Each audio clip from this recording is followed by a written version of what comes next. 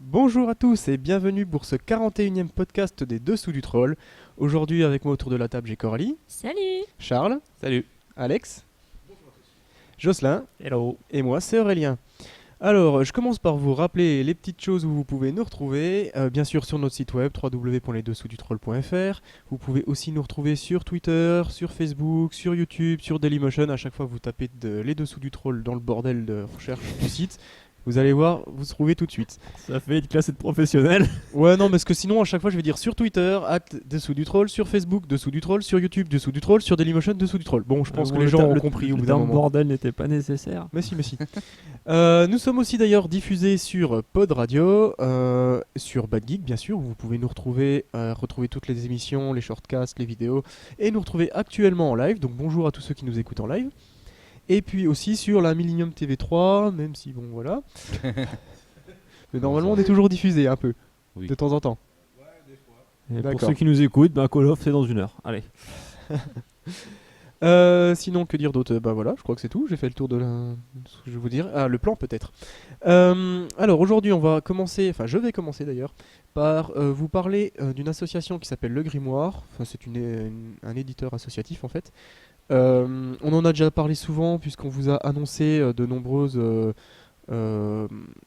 éditions, sorties, news, infos à leur sujet, mais cette fois-ci on va faire un petit peu un point sur leur histoire parce que c'est très intéressant. Ensuite on va faire 3 critiques, une critique de Diamant fait par Jocelyn, une critique de Zéro fait par Coralie, Oui. et une critique de Color Pop fait par Charles.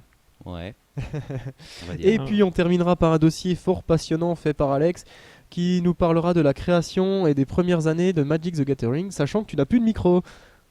C'est ça. Tu piqueras le micro de Charles, très bien. C'est ça. Bon bah pendant ce temps-là on t'entend pas. C'est ça. c'était pas Du plus coup, mal, voilà. En fait, Alex, c'est l'exclusivité vidéo. Il faut venir nous voir en vidéo pour voir Alex faire des signes Je et crois parler qu'il a- dans le langage des sourds muets. C'est Non, con d'avoir mais- un micro à pile, c'est le seul qu'on a et il n'y a plus de pile, c'est ça?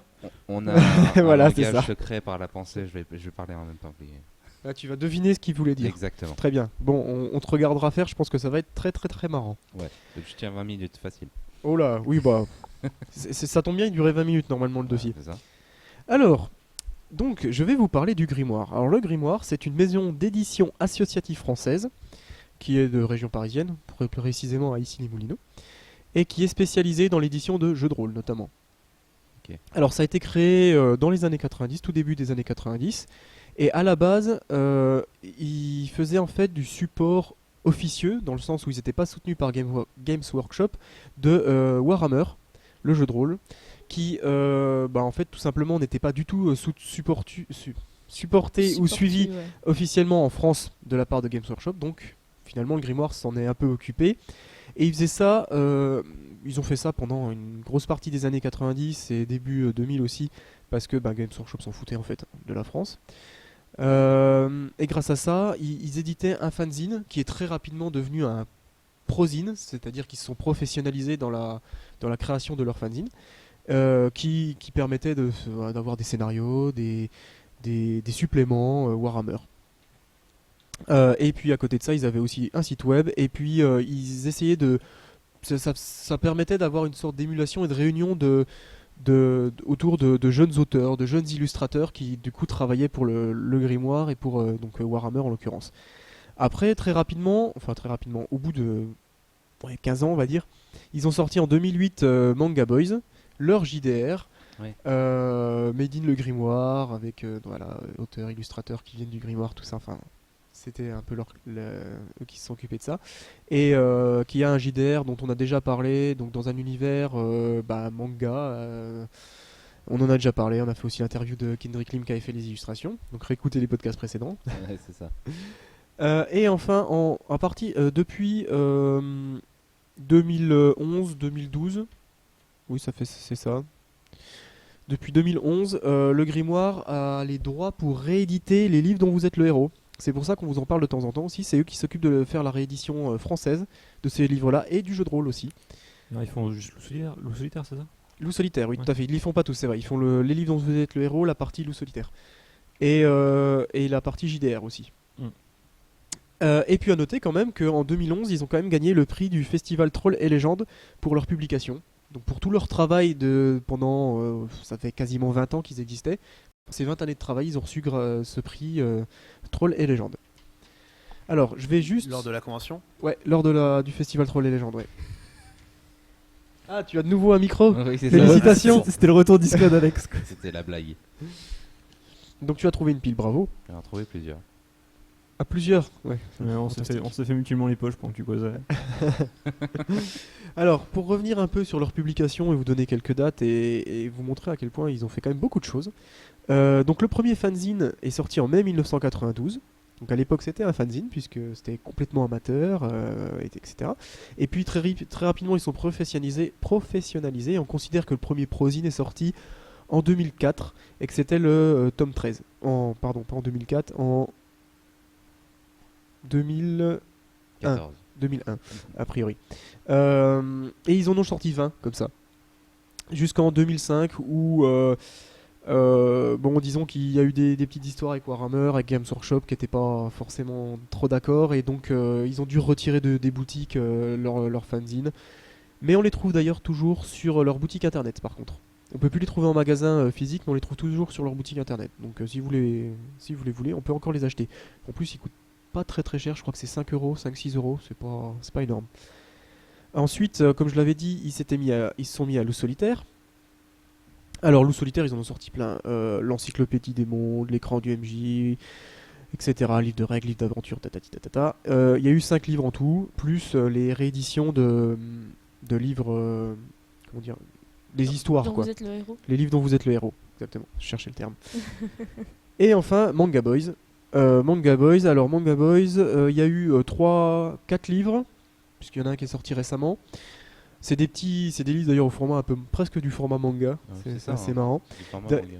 Ouais, pas tout à fait, ils sont un peu plus fins et un peu plus larges, mais enfin, c'est quasiment du format manga. Je suis sûr que l'imprimeur. Plus fin et plus large. Ils sont moins épais, parce que c'est possible, le papier est, je pense, un peu moins Je épais. suis sûr qu'ils ont trouvé des imprimeurs Oui, bah après, spécialisés. C'est possible, ouais, Manga. je sais pas. Et puis maintenant, on trouve même des figurines Manga Boys. Et ouais, on peut s'acheter des mechas avec des gonzesses dedans à moitié à poil, en figurine. Super. Ceci dit, ouais, ça va quoi. Enfin, c'est un beau design. Ouais, et puis on a eu l'occasion de jouer au JDR. Dans, ça faisait dans les longtemps coulisses, qu'on- Arnaud est en train de baver. hein.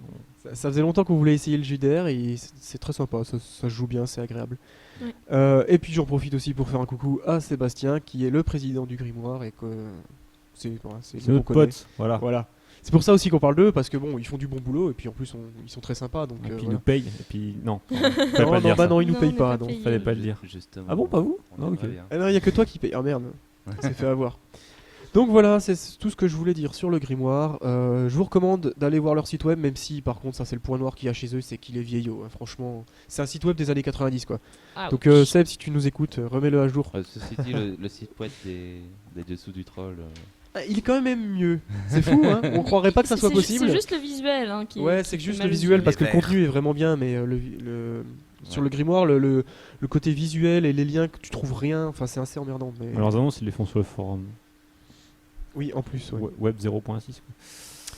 Voilà, donc ce que j'avais à Exact. dire. Je vous conseille d'aller regarder, lire leurs publications parce qu'il y a vraiment des trucs cool. Et puis on enchaîne avec Jocelyn. Tu vas nous parler de Diamant. J'aime pas trop qu'on enchaîne, mais bon. Donc, on va parler de C'était diamants. nul. Alors, là, oui, c'est pour ça que j'enchaîne très vite. On va parler de diamants. Alors, il y a 2 semaines, on vous parlait de Diams. Eh bien, Diamant, ça n'a absolument rien à voir. Donc, Diamant, ça aurait dû s'appeler le Temple Maudit. Mais bon, finalement, comme c'était pas assez international et qu'il fallait réimprimer la boîte, c'était Et chiant. parce qu'ils avaient des problèmes avec George Lucas, non? Je ne sais plus. Indiana Jones, C'est le Temple Maudit. The Temple of Doom, un truc comme ça. Peut-être, j'en sais rien. Bref, donc ils ont appelé ça Diamant finalement, puisque le but du jeu c'est d'aller explorer, voir peut-être les mines maudites. Non, il me semble que c'était Temple. Bon, on s'en fout. Ça s'appelle Diamant maintenant. Bravo. Donc le but du Jeu. jeu c'est d'aller explorer les mines maudites du roi Salomon qui vont vous tomber sur la tronche pour aller récupérer des diamants qui y sont encore. Donc vous prenez votre équipe de mineurs, explorateurs, ce que vous voulez, bon, de toute façon c'est des chariots. Hein. Oui, vous n'avez pas C'est des robots chariots en fait. Voilà, c'est des parents de pions. Bref. Donc votre but c'est d'avancer dans la mine qui va se construire au fur et à mesure parce que vous allez tirer des cartes et construire la mine à chaque carte que vous tirez, hein, les petits chemins qui suivent, c'est comme les dominos. Vous tirez vos cartes, vous construisez votre chemin. À chaque étape, il y a un certain nombre de diamants. On verra après comment ça marche. Ou un truc qui vous pète au nez. Alors ça peut être une poche de gaz, ça peut être un gros scorpion venimeux géant, ça peut être voilà. Dans une mine. Oui, ça. voilà. En fait, il y a 5 dangers potentiels. Et quand le danger est apparu, que je dis pas de bêtises 2 ou 3 fois, et ben ça vous pète au nez. Alors je vérifie. Voilà, s'il y a voilà, c'est ça. S'il y a 5 dangers possibles, donc poche de gaz, scorpion, etc. Et s'il apparaît 2 fois dans la mine, l'aventure se termine et tous ceux qui étaient encore dans la mine perdent tout ce qu'ils avaient sur eux. Donc c'est une espèce de stop ou encore. D'accord. Alors comment ça se passe? Et c'est là que c'est intéressant pour récupérer les diamants. Vous construisez votre mine, hein, chacun son tour, chacun pioche une carte. S'il y a 5 diamants sur la carte et que vous êtes 4 explorateurs, encore dans la mine, au moment où vous tirez votre carte, vous répartissez les diamants. Donc c'est-à-dire chacun prend un diamant et le diamant qui reste sur la carte. Et vous continuez à construire. C'est-à-dire tant que vous pouvez partager, vous partagez. Ce que vous pouvez plus partager, vous le mettez sur la carte. Ce qui fait que dès qu'il y en a un qui décide de se barrer, en disant ouais, c'est bon, on en a assez vu, là, je rentre chez moi. En sortant, il va récupérer tous les diamants qui sont restés sur les cases Le petit filou quoi. les cases précédentes. Ce qui veut dire que c'est là que je trouve ce jeu intéressant, c'est que vous allez avoir la possibilité de miser aussi sur l'arrêt. Ça peut vous rapporter quelque chose, ça peut vous rapporter plus, même s'il y a potentiellement aucune chance que l'aventure se termine parce que voilà, il n'y a encore aucun danger qui a été tiré. Ça peut peut-être valoir le coup de se tailler vite fait et rafler tout ce qui est resté en arrière. D'accord. Alors ça dépend le nombre de joueurs, hein. Plus vous êtes nombreux, plus c'est compliqué de partager les petites sommes. Inversement, quand vous êtes 3,5, ben, c'est facile de partager. Et puis, Comment on peut être 3,5? bah, quand on joue avec toi, hein, C'est méchant. Alors là, je t'apprendrai à m'interrompre dans mes critiques. Non mais dis donc. En même temps, tu dis de la merde, tu veux que je fasse quoi? 3,5, on peut pas être 3,5 joueurs. C'est humoristique, hein, voilà, bref. Donc, j'en étais où moi? Elle m'a tout cassé. Bah, je vais faire la fiche technique, tiens, ça vous apprendra. Ouais. Donc, c'est un jeu qui était fait par Bruno Feduti. Voilà, Alex, il est connu celui-là parce qu'il a fait Citadel, Red November, hein, c'est À le peu près tout. Hein. sous-marin avec des nains là, qui se battent. Ouais. La Vallée des Mammouths, c'est lui aussi. C'est coécrit avec Alan R. Moon. Donc du coup, Bruno Feduti est un Français et Monsieur Moon est angleterrien. Angleterrien. Anglais. Moi je dis Anglais. roast beef, tu vois. Donc, mais non, anglais du coup, c'est la langue, tu vois. Ça peut être. Non, et tu bah, peux être aussi anglais. Ouais, bon, c'est- ouais, c'est une nationalité, il est anglais 100%. T'es un abruti pas fini. Je sais pas, moi, quand je dis anglais, ouais, je parle à un mec qui parle anglais, mais pas forcément. Bref, moi, je dis Promis, toujours- on le fait pas venir au prochain je podcast. dis toujours roast beef, moi c'est pour ça que forcément je me perds. Mais c'est raciste, donc j'arrête. Donc c'est le gars qui a fait Zéro Tuer du Rail et Capitole. Rien que ça. Rien que ça. Et sinon les illustrateurs, je sais pas ce qu'ils ont fait parce que je sais pas prononcer leur nom.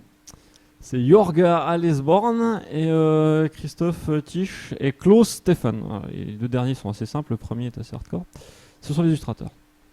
Pourtant il y a quand même 3 illustrateurs pour ce jeu, je comprends pas parce que n'y a rien à illustrer. Je veux dire, t'as des dessins de C'est mine. justement, ils avaient pas d'idée en T'as fait. des dessins de mine Ils et puis auraient t'as besoin des de dessins 3 de voilà, des dessins de danger. Donc t'as un scorpion géant, une poche de gaz un peu moche. Il n'y a rien voilà. Bref.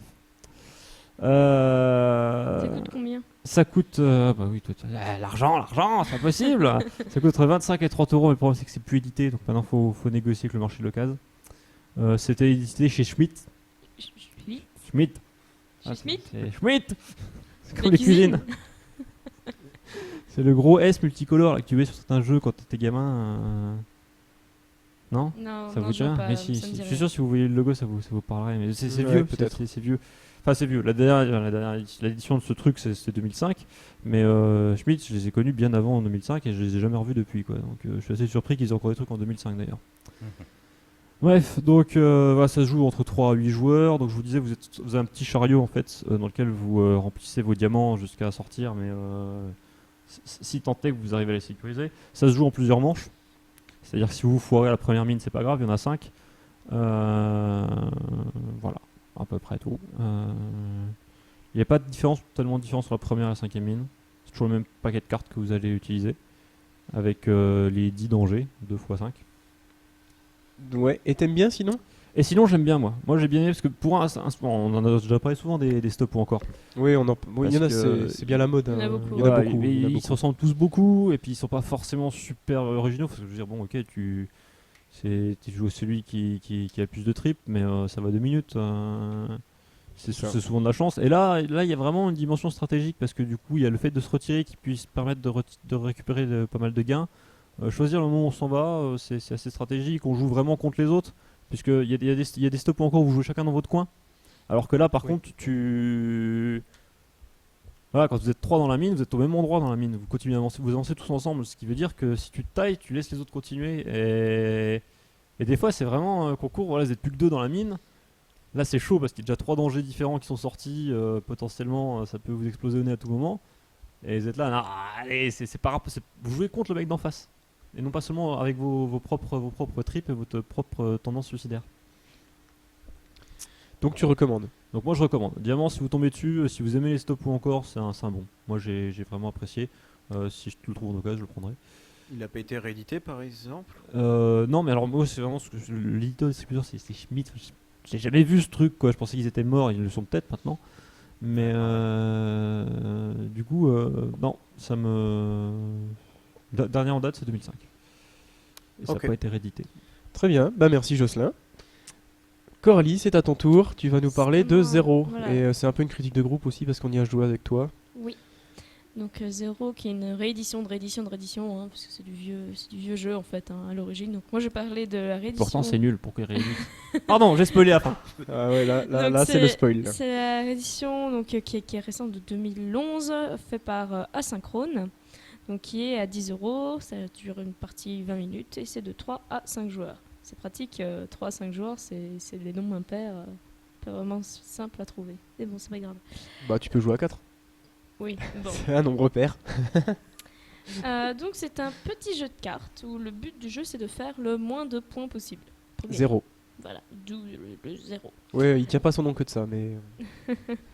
En clair, donc le jeu à chaque j'ai du mal à parler. Chacun son tour. Les joueurs vont devoir échanger une carte qu'ils ont en main avec une carte qui est sur la table en fait, une pioche visible, pour essayer de faire les meilleures combinaisons possibles pour avoir le moins de points possible. Donc ces combinaisons, c'est en clair 5 cartes de la même couleur ne comptent rien. Oui. Voilà.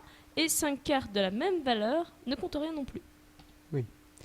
Donc le but c'est de faire cette combinaison en fait de 5 cartes de même couleur et 5 cartes de même valeur pour avoir 0 point. Sachant que si je me trompe pas, on a 9 cartes en main. Que du coup, si tu cumules ces deux combinaisons, il y a 5 couleurs différentes. Et que du coup, si tu cumules ces 5 couleurs, 5 cartes de la même couleur, 5 cartes de la même valeur, ça te fait 9 cartes, puisque tu en as une qui est en commun dans les deux combinaisons. Voilà. Et du coup, les deux valant 0, tu as 0 points. Voilà, C'est 0 ça, point. hein. C'est ça. Et ça, c'est le combo pour faire 0. Pour faire C'est 0. ultime et ça stoppe la partie. Et ça stoppe la partie. Et ça stoppe la partie. Voilà, parce que voilà, la personne qui a ça dit 0, et puis la partie est finie. Si personne n'arrive donc à faire ce fameux 0, en fait, les joueurs, au fur et à mesure, vont essayer de faire les meilleures combinaisons. J'ai du mal, hein. Les meilleures combinaisons possibles. Et à un moment, le joueur il va dire non, enfin, moi, ça m'intéresse pas ce qu'il y a sur la table, je tape. Il toque. Ouais. Au premier toc, bon, c'est pas très important. Par contre, au deuxième toc, ce sera le dernier tour. La personne qui a toqué ne rejoue pas. Et les personnes qui restent, c'est la dernière fois qu'ils jouent. Et là, on compte les points à ce moment-là. Donc voilà, donc le but, c'est d'avoir donc, le moins de points possible. Et ça se fait en autant de manches qu'il y a de joueurs. Donc voilà, vous êtes 3 joueurs, ce sont 3 manches, etc. Il y a bien 5 couleurs différentes. Et il y a combien de cartes de valeurs différentes Ça va par de couleur? 1 à 9 C'est de 1 à 9. Oui. ou 0 à 8. Je sais. me semble Ouais. pas qu'il y a... Ah, Si, il y a des zéros. Ouais. Si. Et en Ouais. fait, le truc, c'est que quand tu comptes tes points, tu dis, t'étales tes cartes, tu fais, bah, j'ai, par exemple, j'ai un vert, deux couleurs différentes, et après, 5 cartes bleues. Donc les 5 cartes bleues, ça fait 0. C'est T'as ça. ton 1 qui te fait 1 point, et après, t'as tes 2 qui te font que 2 points. Voilà. C'est-à-dire tu les as Oui. mis ensemble et quand tout le monde plein en les mettant ensemble. Oui, c'est ça. Oui, Donc c'est t'as ça. pas beaucoup de points. Ouais, enfin, tu peux en avoir beaucoup si t'as que des valeurs différentes Oui. qui servent à rien, qui se cumulent. Enfin, bon. C'était essayer de faire le combo du 0 quoi. Ouais, puis que tu l'as raté. Genre, tu le rates à une carte, là, tu prends cher. Quoi. T'as fait le malin, bim. Pourquoi le combo du 0? Donc c'est un jeu dynamique. Le combo avec les 5 cartes. Bah, imagine, tu fais un combo à 5 cartes identiques, 5 et 5 couleurs, 5 cartes de valeur identique et 5 cartes de la même couleur. Oui. Il te manque la carte du milieu, celle qui est en commun avec des deux trucs. Ah oui, là, Tu as 4 cartes de 9 par exemple, enfin 8, c'est 8 le max, je sais plus. Ça te fait 8 points. Puisque du coup, t'en as pas 5. Toutes tes cartes, Plus toutes tes cartes de couleurs, de qui couleurs sont, pas 5. Identiques mais de valeurs différentes, qui sont par exemple, je sais pas, 7, 6, 5, t'accumules. 4, boum, t'as pris cher. Quoi. Mm. Ça, c'est les pires solutions possibles. Mais... Voilà, là c'est vraiment la mauvaise optimisation quoi. Ok. Et à une carte près, alors que tu vois. Oui. C'est un jeu où la main de départ est extrêmement impliquante et importante, Ouais. qui peut amener à faire des Déterminante, 0 3 tours après, quoi. Ou alors, à Oui. l'inverse, à devoir sécuriser. Moi, c'est un jeu que j'aime bien, en fait. Ah, Parce qu'on en a je pas dis, on va parlé pouvoir avant, se mais battre. c'est un jeu que j'aime beaucoup. C'est un jeu qui amène des mécaniques et surtout, en fait, si on réfléchit un peu, on sait vers quoi les autres tendent. On extrapole le fait que faire le 0, c'est beaucoup trop dur, je trouve. Mais en fait, on va essayer de les gêner dans le fait, par exemple, on voit quelqu'un qui prend toujours du vert, bah, on va pas lui donner du vert, quoi. Oui, après il y a C'est un jeu de pourrissage quoi. moi je trouve que en gros c'est un espèce de pit ou de trucs comme ça, tu sais, ça base sur ces mécaniques là, de regrouper des cartes d'une même couleur, des trucs comme ça. Et puis du coup, ce que tu dis de regarder ce que prend qui prend quoi pour essayer de les bloquer un peu. Maintenant, moi je trouve pas ça spécialement intéressant comme jeu quoi. Je trouvais que t'avais un main de départ qui était très déterminante. Ouais, Et puis après, bah voilà, tu fais avec ce que t'as. Et puis, bon, si tu vois l'occasion de pouvoir un mec, tu pourris, mais souvent tu prends tes cartes pour essayer de faire ton combo. Et puis tu poses pas de typiquement, questions. le cas ultra chiant, c'est quand tu te retrouves avec une main de départ où t'as genre la moitié de quoi faire un 0, tu vois. Oui, Puis que l'autre en face a aussi la moitié quoi.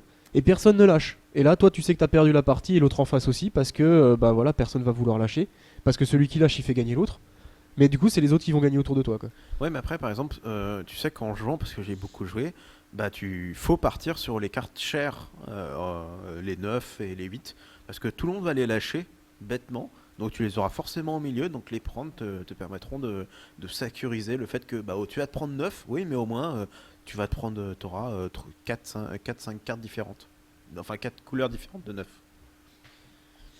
Ouais, moi je trouve que c'est pas un jeu particulièrement stratégique. Après, on n'y a pas joué dans des bonnes conditions non plus. Hein. Il pleuvait, après, le fait de il faisait le- froid. Comment la partie se stoppe est aussi extrêmement intéressant. Parce qu'en fait, tu peux précipiter la fin de la partie Ouais. en 2 temps. Et le fait qu'il y ait 2 temps, je trouve que c'est extrêmement intéressant. Parce que ça met une pression. Le premier qui tape met une pression énorme. Qui fait que, à tout moment, ça peut s'arrêter. Donc tout le monde va lâcher pour faire le minimum de points, sachant que ce serait peut-être son dernier tour. Donc voilà, moi c'est mon ressenti. Non, mais tu as le droit de bien aimer. Ouais. Moi, j'ai pas accroché. Ça m'a plu moyen. Bon, j'ai pas non plus passé un mauvais moment. C'était pas non plus ultra désagréable au bord du suicide, quoi. Hein. La partie, moi perso, était lourde. Hein. Mais ouais, je suis bof, quoi. C'est vraiment bof. Je préférerais jouer à autre chose. D'accord. Mais pour un petit jeu à 10 euros. Hein. N'importe quel autre petit jeu à 10 euros me conviendrait mieux, je pense. Ouais, t'es sûr? Non, pas n'importe lesquels. Fais gaffe, challenge. Mais je peux en trouver qui me conviendrait mieux, c'est sûr. Non, écoute pas 10 euros. Donc voilà, donc avis partagé sur ce jeu. Mais ça reste un jeu à 10 euros, donc ça reste quand même relativement abordable. Disons qu'on va pas vous conseiller de l'acheter, on va vous conseiller de le tester avant de l'acheter. Voilà, si la mécanique de jeu vous plaît. Après, il faut accrocher quoi. Si vous accrochez, bon, bah, prenez-le. Vous quoi. êtes des Alex. Et sinon, achetez un Uno. Hein. Vous avez des zéros, des couleurs différentes aussi, et puis c'est vachement plus fun. On va vous faire un test psycho sur Dessous les Trolls. Quel chroniqueur êtes-vous? Si vous êtes du signe de l'Alex, eh ben vous pouvez y aller. Ah oui, tiens, c'est une idée ça. Ah, c'est horrible. Voilà. Bah, très bien, merci Coralie. Et donc on enchaîne avec la dernière critique pour aujourd'hui qui est de Color Pop faite par Charles. Ouais, alors une critique de Color Pop. Color Pop. Color Pop. Alors, Allez, Oui, allez, Color motivé. Pop. c'est un jeu français qui a été sorti en 2012. Ça fallait pas le dire. Là, déjà, tu étais. Non, Cocorico. sauf Non, non, que- non, ça, on en est Non, pas fiers. ouais, pour le coup, non. Ça, le mec, il est expatrié ce soir. On le trouve un charter. Donc c'est un jeu de pions façon puissance 4, sauf que à l'inverse de puissance 4, on rajoute pas des pions mais on en enlève. Non, je pense qu'on est d'accord là-dessus. Oui, tout à fait. Oui. Ça se joue de 1 à 5, sauf que on va dire que ça se joue de 1 et éventuellement avec 3 ou 4 autres chiens. Tu les fais jouer, tu sais. Ouais. Et ça dure 15 minutes. C'est un jeu qui coûte 35 € en moyenne. Ouais, ça dure pas 15 minutes, je pense, hein, dans les faits. 15 minutes. Non, mais non, de toute façon, Je pense que le plus long, c'est de mettre en place le plateau. il y a pas de Ouais, réflexion. c'est ça. quoi. T'as 10 Ouais. minutes de mise en place de plateau. Voilà, c'est Ouais, ça. c'est ça. De clipsage. Non, Ouais. mais il y a des réflexions intenses. Tu peux pas. Attends, tu passes 10 minutes à regarder la grille. Attends, où est-ce qu'il est le seul truc que je vais pouvoir faire? Ah, le v'là. À toi de jouer. Allez, vas-y, explique-nous le jeu et Vous êtes mauvaise langue. Non, en fait, si c'est ça. Non mais explique déjà. Donc, je vais vous expliquer le jeu. Alors, vous avez une espèce de grille façon puissance 4 qui est remplie de jetons de 5 couleurs différentes. D'où le fait qu'on puisse jouer jusqu'à 5. Et votre but dans le jeu sera de supprimer ces couleurs quand elles se touchent. Donc, je sais pas si vous visualisez, mais par exemple, si vous avez un Il faut supprimer des rouge. groupes. Voilà, ça, c'est des groupes. Donc, du coup, les diagonales ne marchent pas. Non, juste ligne et colonne. Voilà. Si vous avez un paquet de pions de la même couleur ensemble, vous pouvez supprimer le paquet. C'est ça. Du coup, vous n'avez pas le droit de supprimer un groupe de couleurs si vous en laissez un dans un coin. Ouais, il faut supprimer tout le groupe en fait. Tout le groupe, Si tu obligatoirement. décides de taper un groupe, C'est tout un le peu la mécanique de comment ça s'appelle ces jeux là, les Star Beach Jewel, Ball. là, je sais pas quoi là, c'est pas un Ouais, truc comme ça que ça un peu. groupe. s'appelle. Non, les Beach Beach Jewel, Ball, c'est ouais. des matchs free. C'est pas tout à fait pareil. hein. Bah si, ah oui parce que Là, tu tournes fais- les tu fais- trucs. ouais, tu Ouais. tournes les trucs pour faire une ligne de 3 puis il s'enlève tout Ah seul. ouais, c'est- quoi. Ouais, c'est pas la même chose, t'as raison. Non, il y a Il y en mais- a un autre solitaire qui est. Le but en fait c'est de plus avoir de jetons sur le. Ouais, ça. tu Sur le supprimes plateau. des zones, et je sais plus comment ça s'appelle ce jeu. Pour moi c'est un solitaire. Toujours étant que Oui, c'est tout seul. le but est de supprimer les couleurs. Le truc, c'est que à chaque fois qu'on supprime une colonne ou une ligne, le cadre du jeu se rétrécit, enfin se rapproche. C'est que pour les Bah, en colonnes, fait, les- pour les lignes, Les ça pions- descend. Les Ouais, pions les tombent lignes en fait. descendent automatiquement, mais les colonnes se rapprochent aussi. Oui. Ouais, si si possible. tu vides une colonne, et ben ça va se resserrer pour bloquer le trou. Quoi. Au niveau du Exact. packaging, en fait, ce qu'ils ont fait, c'est qu'ils ont fait un plateau plastique enfin ouais carré quoi, qui s'incline à 45 degrés à peu près, C'est ça. dans lequel tu as des rails qui sont en fait les colonnes, qui peuvent se déclipser et se reclipser, et dans lequel on met les pions. Et en fait, quand tu pousses, ça fait tomber le pion derrière le plateau, il descend en bas. Donc le packaging est plutôt bien pensé, même si ça fait énormément de manipulation pour pas grand chose. Mais enfin, Non, oui, c'est le concept du jeu, donc t'es obligé de les faire. C'est triste parce que ça a été pensé en fait. Ça a été vraiment pensé en termes mécaniques de. Ouais, le problème en fait, c'est qu'ils ont clairement adapté le jeu dont on parle, là, qu'on n'arrive pas à retrouver le nom, qui était un jeu Flash, Internet, machin, enfin un truc sur ordinateur. Et ils se sont dit, bon, bah il faut qu'on ait un packaging qui aille avec. Et du coup, t'as une usine à gaz derrière pour pouvoir jouer. Quoi. Explique un peu comment marche le décompte. Les gens n'ont pas encore compris pourquoi on n'aime pas ce jeu. Explique comment marchent les points et la victoire. Alors déjà, C'est vrai, on n'a je pas vais- Je vais expliqué. rajouter une règle spéciale, c'est qu'il y a des pions blancs qui comptent comme Mm. joker. Voilà, ça c'est fait. C'est la couleur qu'on veut. Quoi. C'est la couleur qu'on veut. Du coup, Vous on pouvez a les tendance à inclure ou non sauter à- dessus. à vos- Je sais pas. Ça dépend. Ouais. Bah, des fois, tu peux le prendre dans ta combinaison si tu Ouais. l'as collé, comme ça te fait un point de plus ou de moins. Ou pas. Parce que c'est Voilà. stratégique de pas le faire. Euh, Genre, il y a une stratégie. Donc il y a ce pion là. Sinon, pourquoi on n'aime pas? Parce que tout simplement, le but du jeu, c'est que on a une couleur secrète et on doit éliminer le plus de pions de cette couleur secrète. On doit faire éliminer le plus de pions de cette couleur secrète. Euh, Parce qu'en fait, le truc, c'est que déjà, si une couleur est complètement éliminée du plateau, celui qui avait cette couleur a gagné automatiquement.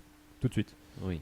Et à la fin du jeu, on compte le nombre de pions de la couleur qui reste, de ta couleur qui reste sur le plateau. Celui qui en a le moins qui reste a gagné. Et par contre, si égalité, c'est celui qui en aura éliminé le moins lui-même de sa couleur qui va perdre, qui va gagner, pardon. C'est-à-dire, en cas d'égalité, le gagnant c'est celui qui aura le plus fait travailler les autres à éliminer sa couleur. Oui, sauf que dans les faits, on s'en fout. Oui, Ouais. dans les faits, On n'a jamais eu d'égalité, Déjà. Ouais.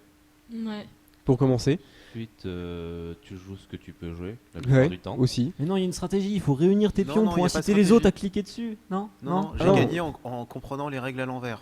Ouais. Oui, c'est Voilà. vrai, t'avais gagné alors que t'avais pas compris ce qu'il fallait faire, oui. C'est pas faux. Tu croyais qu'il fallait pas Pour en moi, laisser c'était non, il faut c'était- que je sauvegarde tous mes roses. C'est- Enfin, je jouais rose.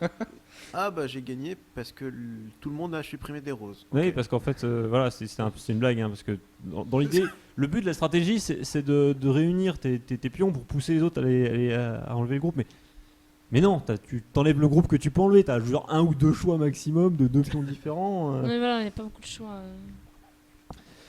Tout, ouais, donc voilà, c'est ça le problème. Mais en fait, le gros problème intrinsèque au jeu, c'est que ça a été un jeu, comme l'avait dit Coralie à ce moment-là, qui a été développé pour jouer tout seul. C'est un C'est un solitaire, solitaire. vraiment. C'est Ouais. vraiment un solitaire. C'est genre, je Et crois que j'en avais ça sur n'a Linux. pas du tout sa place à être joué à plusieurs. Enfin, c'est ça notre grosse critique. Et c'est pour ça qu'on est peut-être critique là-dessus, c'est parce qu'ils vendent ça comme un jeu multi alors que c'est un solitaire. Même tout seul, enfin, je veux dire, il n'y a aucun intérêt, quoi. Si. Mais Non, si, c'est en fait, ça. à tout Franchement, seul, le but c'est Non, tout d'éliminer seul, ta c'est couleur. le but, c'est pas d'aller éliminer éliminer ta couleur, d'accord. Non, le tout. Ou alors essayer de toutes les éliminer. Ouais, ouais. Non, le seul intérêt que j'ai vu au jeu, c'est en regardant le plateau à l'ouverture, c'est faire hey, c'est le vert qui va gagner.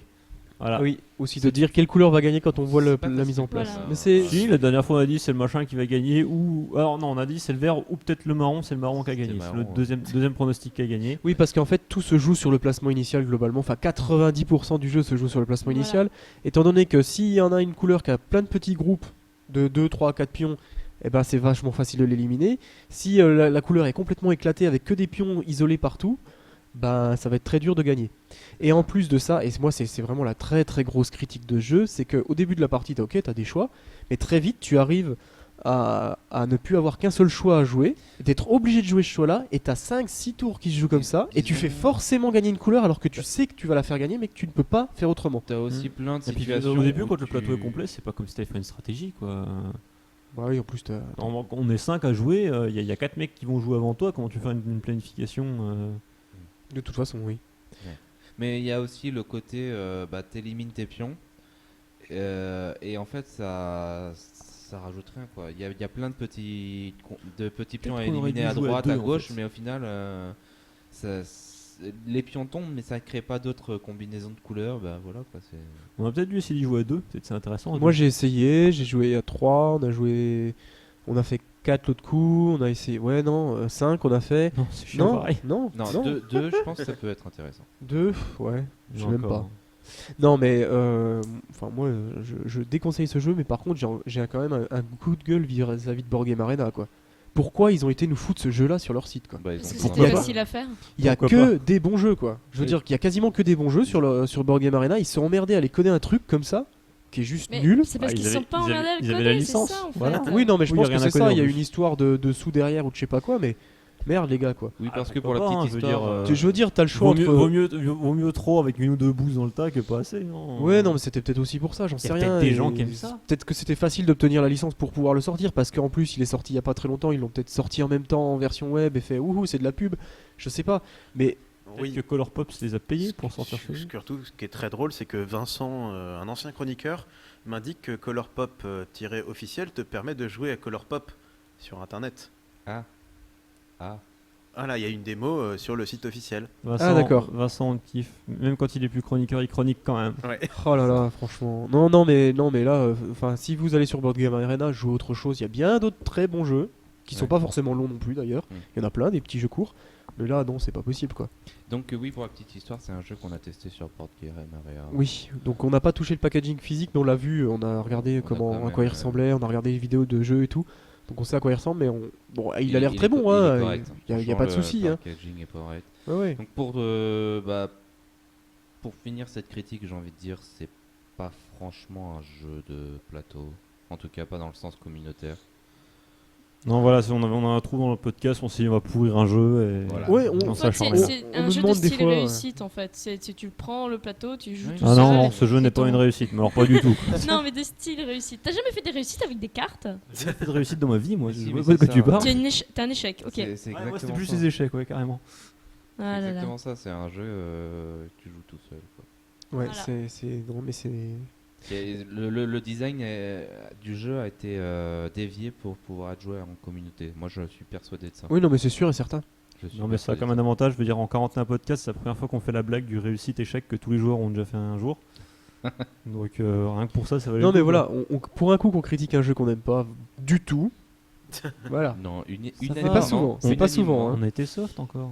Non, mais pour pas être soft, ne vous approchez pas de ce truc. Ne l'achetez pas en plus 35 euros. Si attends. les gens vous l'offrent pour Noël, c'est qu'ils vous veulent du mal. Même Vous Tourista, leur c'est mieux. explosez sur la tronche. C'est tout. Non, mais tu Non, le mets non, dans il la faut- cheminée. À bannir de votre maison, de votre vie. Non, voilà, c'est tout. Ouais. Bref, on va passer sur quelque chose de plus sympa quand même. Le dossier de Alex qui va nous parler de la création et des premières années de Magic. Et oui. Alors en fait, histoire de garder un peu des choses pour des prochains dossiers, je vais uniquement aborder les premières années de Magic et sans parler du jeu. Voilà. Ça a Donc, commencé en 1914. On va s'intéresser à la création, tout ce qui tourne autour, parce que c'est une sphère énorme. C'est un business énormissime qui a fait que Wizard of the Coast survit et est en train d'exploser, enfin depuis quelques années maintenant, et de pas mourir à l'époque comme il aurait dû. Alors, Magic the Gathering, c'est pas le premier nom, tout d'abord. Au départ, ça vient de l'idée d'un créateur de jeux de société, un auteur, qui s'appelle Richard Garfield, qui à l'époque était Non. doctorant à l'université de Pennsylvanie et qui faisait des jeux à côté. Donc on connaît très bien ces jeux d'à côté parce que il y a sa Parce plus que belle t'es un gros création, fanboy c'est qui arrête Robo pas de Rally. nous en parler. Pardon ? Parce que t'es un gros fanboy qui arrête pas de nous en parler. Non, parce que par exemple Tokyo King of Tokyo. King of Tokyo, je trouve ça très mauvais. Son Oui. dernier qu'il a sorti, Ghost, est pas extraordinaire. Voilà. Donc revenons un peu à Robo Rally. Robo Rally, c'était son jeu où on jouait des robots et on leur donnait des ordres pour atteindre une certaine zone. Voilà. C'est un jeu dont on va parler bientôt parce que on ne l'a pas encore chroniqué Oui, mais on y a joué l'autre coup au et on CMJ. y a tous joué. Et C'est le truc un où monument, c'est un espèce de jeu télévisé où c'est des robots qui Voilà. doivent aller atteindre des objectifs et ils se C'est déplacent en mode je glisse, tu sais, là où C'est t'es ça, obligé de oui. t'arrêter dans un mur, quoi. C'est Et tu ça dois c'est, trouver une initiation à de la programmation. tu Oh dois mon trouver le Dieu. plus court trajet, je crois, pour aller chercher ton truc. Oui, Oui, d'accord, on y a joué. Oui. Oh mon dieu. Mais il bossait sur un autre jeu de société avec des cartes où en fait t'invoquerais des monstres qui se taperaient sur la tête et ce serait un jeu portable, facile à sortir et qui prend pas de temps à s'exécuter quand on est en convention. Voilà, et qu'il faut aller vite. Et c'est ainsi que- Entre deux parties de jeu de rôle. Voilà, c'est ainsi que Mana Clash est né. Mana Clash, hein, j'ai bien dit. Le Mana premier Clash. nom. Donc, Mana Clash, c'est le nom de départ, qui était un jeu de société, donc un peu l'équivalent de ce qu'on a actuellement avec les LCG. Voilà. L'idée de jeu de cartes à collectionner n'est pas arrivée directement tout de suite. C'est sa discussion avec Peter Atkinson, qui deviendra le responsable de Wizard of the Coast, qui lui a dit que bah non, Robo Rally pour ce moment-là, je vais pas te le prendre parce qu'on n'a pas assez de moyens pour l'éditer. Mais par contre, ton petit jeu là, je pense qu'on peut en faire quelque chose de Mana Clash. Et c'est ainsi qu'il eut l'idée les deux, en réfléchissant bien, de se lancer. On va faire un jeu de cartes à collectionner. Avant, il n'y avait pas l'équivalent. Mais il y avait les cartes à collectionner tout court. Ouais. Qui explosent. Le baseball, ça a toujours marché aux États-Unis, ça. Voilà, ça marche toujours. Les jeux de cartes à collectionner, c'est strictement rien comparé aux cartes à collectionner actuellement en Amérique. Voilà. Ouais, c'est- En Amérique, on continue de s'échanger des cartes de baseball en carton, mais Ouais, en c'est vrai un carton, Business de folie, ça. sur des sommes, même Magic, c'est rien à côté. Voilà. C'est ainsi que, par contre, parce que produire un jeu de cartes, c'est pas grand chose, ça coûte beaucoup moins cher qu'un jeu de société. Il n'y a pas de de faire de la formation en plastique, il n'y a pas il y a rien de tout ça, c'est juste des cartes avec qu'on met dans des boîtes. Voilà. Voire des sachets en plastique. Oui, Ah. voire des cartes sachets dans en des plastique. sachets que tu mets dans des boîtes. C'est ainsi que la première extension, l'édition, une première alpha de Magic sort le 5 août 93. Voilà. uniquement 20 ans. aux US, quoi. Il y a 20 ans. Oui. Il y a Ah, 20 c'est bientôt ans. l'anniversaire. Oh C'est là bientôt l'anniversaire. Je sens qu'au mois d'août, on va avoir un podcast spécial Magic là. On va perdre Alex au mois d'août. Alors en fait, oui effectivement, c'est l'anniversaire cette année pour les 20 ans. C'est pour ça qu'ils sortent un coffret qui s'appelle 20, qui rassemblera les 20 meilleures cartes utilisées lors de tournois, lors des anciens championnats du monde. C'est un peu obscur, mais j'en reparlerai parce que j'ai déjà commandé mes boîtes. Alors, le jeu va attirer son nom Magic boîtes. parce que il s'appelait Magic tout court. Mais le problème, c'est qu'il a été voir un lawyer, un avocat, Mr. Garfield, et parce qu'il voulait au départ que Magic s'appelle Magic tout court. Oui. Voilà. Mana Clash, c'était le jeu de société, on oublie ça, maintenant on passe à Magic. Parce que tous les playtesters parlaient de Magic, mais sauf que tu peux pas le déposer. Voilà. C'était trop, fallait rajouter quelque chose. Oui. Donc ils ont Oui, eu, tu marques est-ce qu'on si va c'est l'appeler juste un terme Magic Mana générique. Clash, ainsi de suite, et c'est devenu Magic the Gathering, c'est-à-dire l'assemblée, qui dans le fleuve, dans toute l'histoire, a finalement un intérêt énorme. Parce que on a l'idée de rassemblement, de communauté, qui va faire tout ce qui fait que Magic marche actuellement. Il aurait pas pu juste foutre, je sais pas, écrire Magic avec un K ou mettre un tréma sur le A et puis voilà. c'était Non, réglé. non, c'était la volonté. Comme tu joues un magicien, tu vas pas écrire Magic avec un K. Enfin, c'est... Voilà. Oui, parce qu'après on fait des jeux qui s'appellent Magica. C'était nul. Donc c'est dans toutes ces idées-là qu'on avance pour essayer de sauvegarder la propriété intellectuelle de toutes ces idées nouvelles de jeux de cartes à collectionner qui va se mettre en place. C'est ainsi que en 97, il y a un brevet qui dit que les jeux de cartes collectionnées, le brevet disposé par Wizard of the Coast, c'est une nouvelle méthode de jouer en combinaison plusieurs cartes provenant d'un plus grand panel. Ouais. Voilà, en gros, Le principe de créer un deck. voilà, c'est ça. Le principe de créer un deck est copyrighté, ainsi que D'ailleurs, le pour fait. utiliser le terme créer un deck, tu dois 15 € à Wizard of the Coast. Oui, c'est pas loin, mais on va y revenir parce que il a aussi à ce moment-là mis des brevets sur le fait de déplacer physiquement une carte ou un objet de jeu pour dire qu'elle a été utilisée. Putain, Alors. paye ton brevet quoi. Voilà, dans Magic, quand par exemple il y a un terrain et qu'on veut faire un mana avec, c'est-à-dire une ressource, on l'engage, c'est-à-dire on le tourne de 90 degrés dans un sens. Ça, il y a un brevet dessus.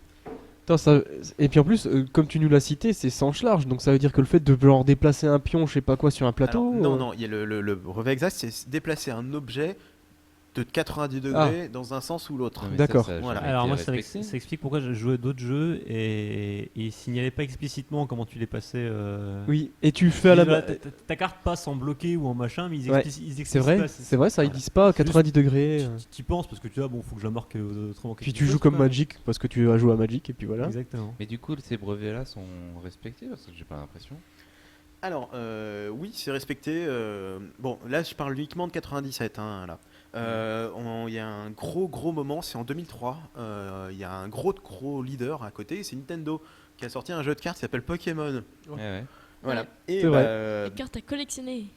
ils ont été aux tribunaux en disant que Nintendo dit non, c'est des actions tellement simples que c'est du troll patent.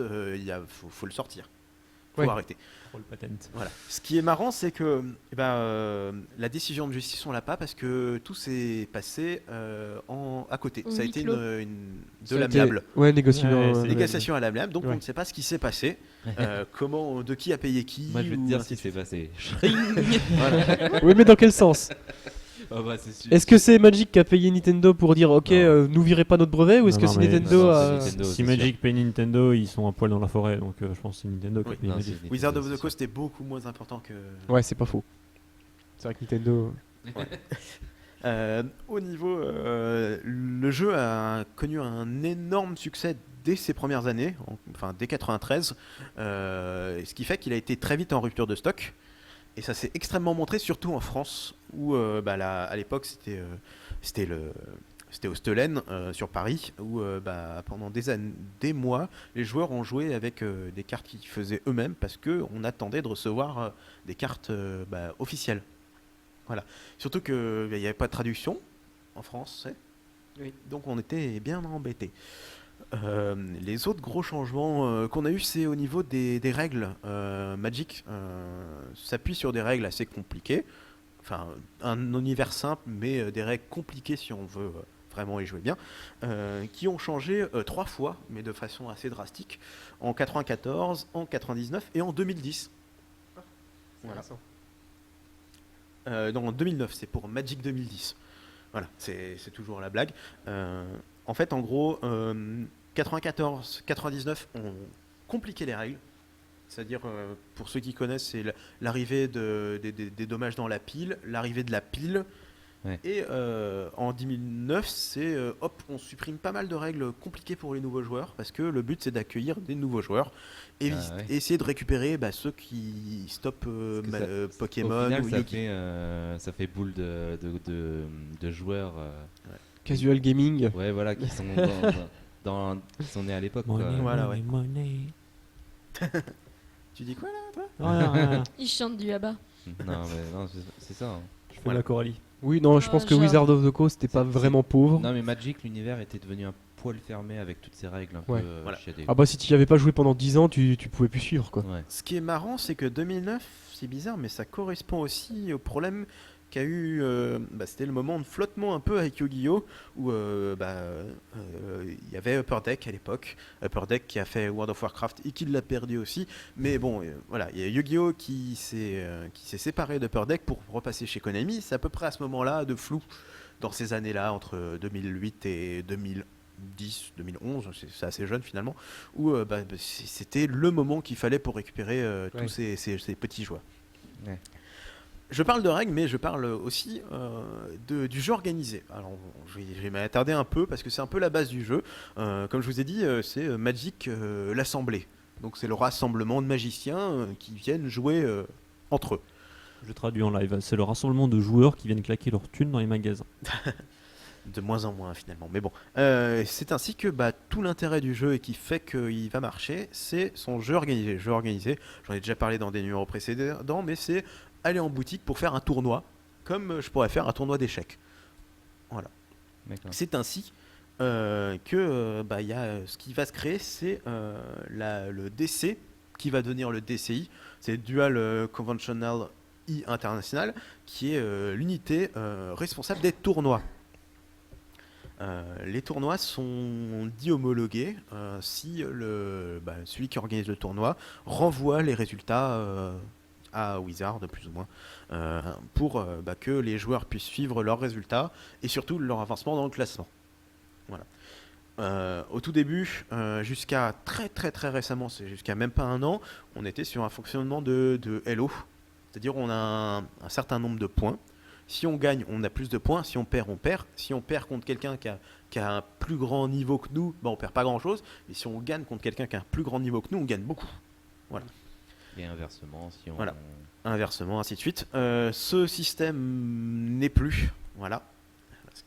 Parce que en fait, c'est un problème, c'est qu'il y avait des garages à Elo. Il y a des gens, ils avaient accumulé beaucoup d'Elo, supérieur à 2200. C'est quoi, les Hello, C'est ELO, c'est un classement. une cote. C'est une cote d'en points. Voilà, c'est de la cote. Supérieur à 2200, tu dis. Voilà, supérieur, enfin énorme, qui leur garantissait sur des tournois beaucoup de points de victoire directement, sans jouer. Ah. Et ce qui était bizarre, c'est que ça fait que finalement ils jouaient moins. Donc il y a l'année dernière, il y a un peu plus d'un an maintenant, sont arrivés les Planewalker points, c'est-à-dire les points de transplaneur de plans. De transplaneur tout bêtement, qui en fait c'est exactement ce qu'on a eu avec League of Legends, c'est qu'il faut accumuler des points, faut jouer, faut aller en boutique, faut dépenser de l'argent et ainsi de suite.